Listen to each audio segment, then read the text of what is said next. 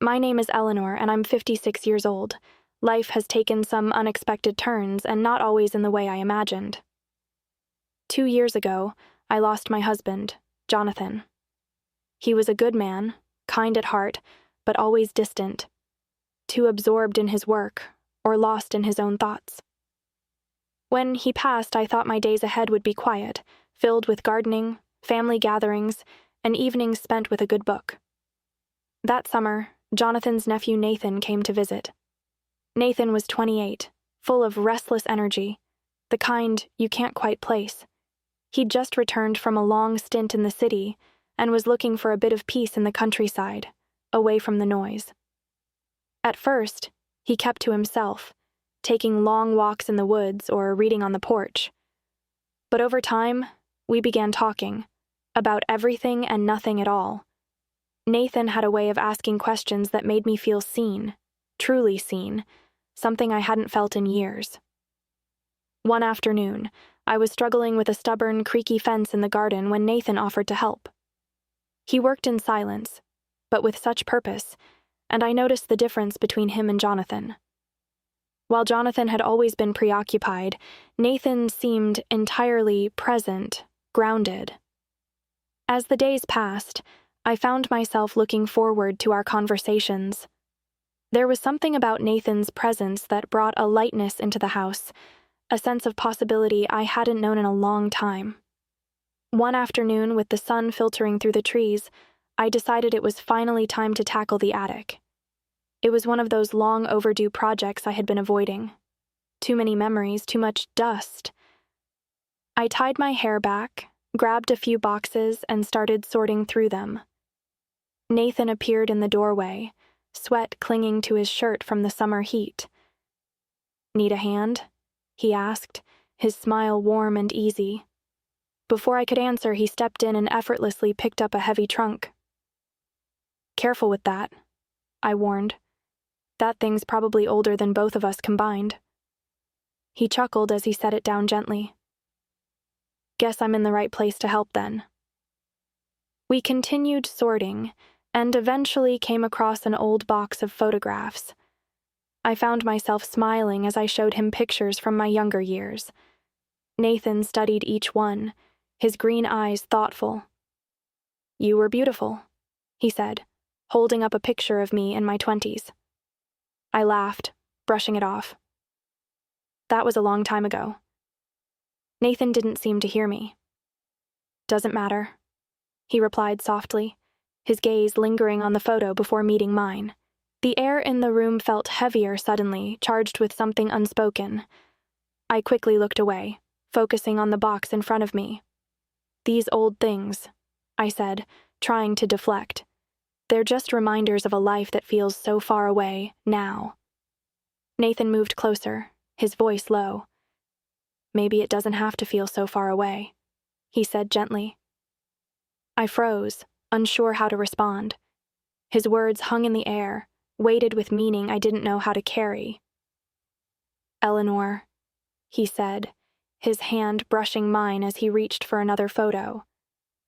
"You don't have to do this alone. Life doesn't end just because someone you loved is gone." I looked up at him, my heart racing.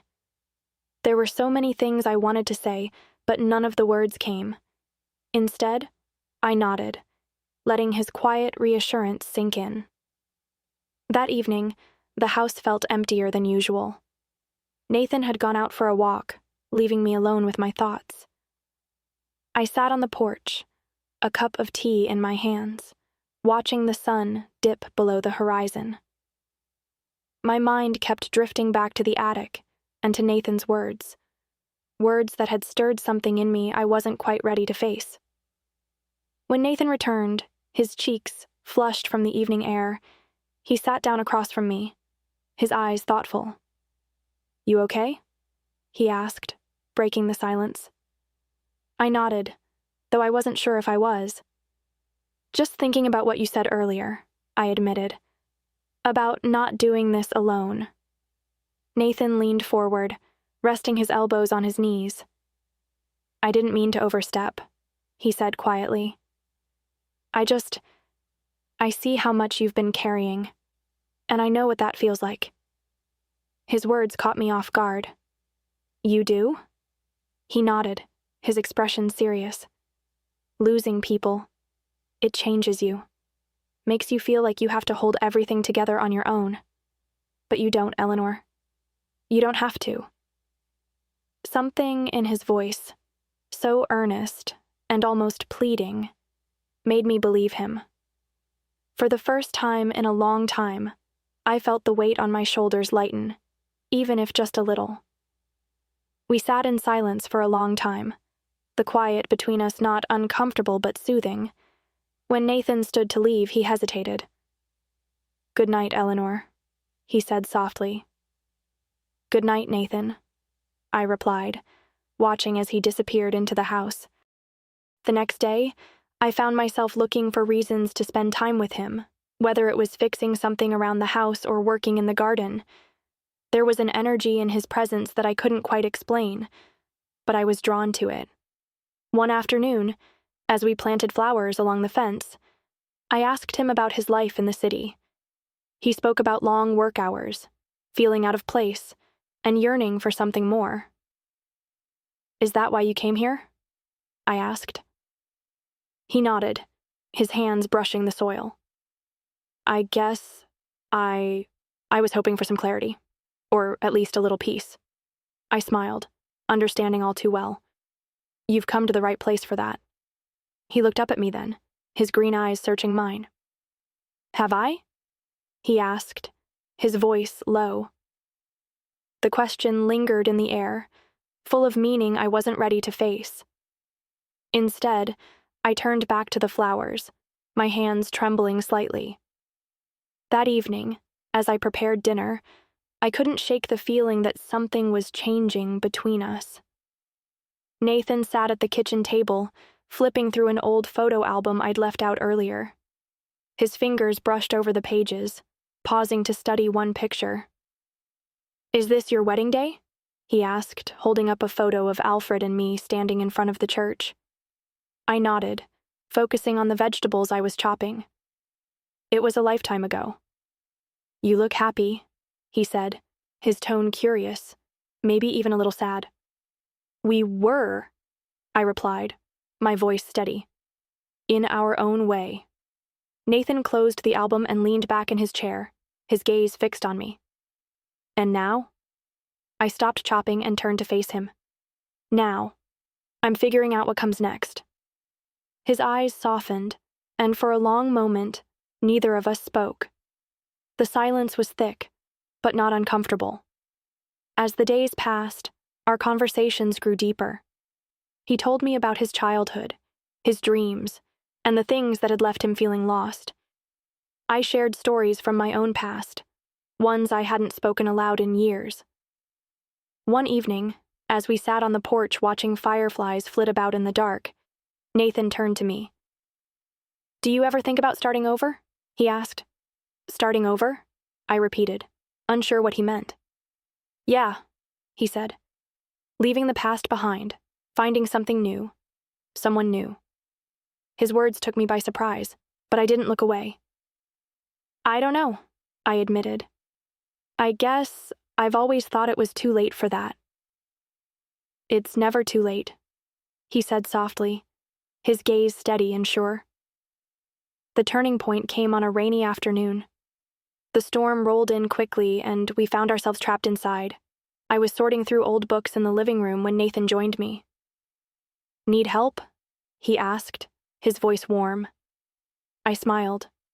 "Sure, these can go in the donate pile." As he knelt beside me, our hands brushed together.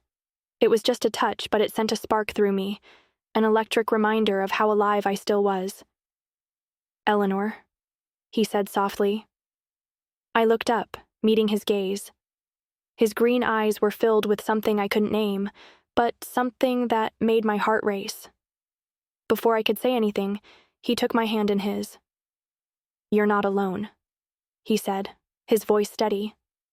"Not anymore."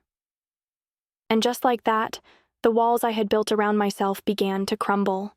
The days that followed were a mixture of clarity and confusion. Nathan and I had crossed an invisible line, one we weren't entirely sure how to navigate, but there was no denying the comfort and the spark that his presence brought into my life.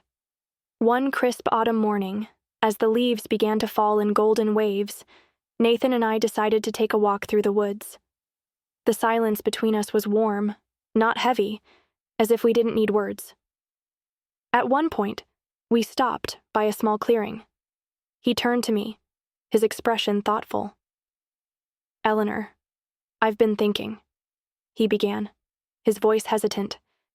"I don't know where this path leads, but I know I don't want to walk it without you." My breath caught in my chest. The vulnerability in his words touched something deep inside me, something I hadn't felt in years. "Nathan," I said, my voice trembling, "I don't have the answers. I don't even know if I'm ready to find them." He smiled softly. "Then let's figure it out together." The simplicity of his words brought tears to my eyes. For so long, I had carried the weight of my past alone, thinking it was my burden to bear. But here was Nathan, offering to share it with me without judgment or expectation. Nathan glanced at me, his green eyes full of warmth. "You know," he said, "I think this is the beginning of something good." That evening, as the sun set behind the hills, we sat on the porch, a blanket draped over our shoulders. I nodded, my heart light. "I think so too." And in that moment, surrounded by the beauty of the world and the promise of tomorrow, I allowed myself to believe it. The past was still a part of me, but it no longer defined me. And as for the future, that we would write together.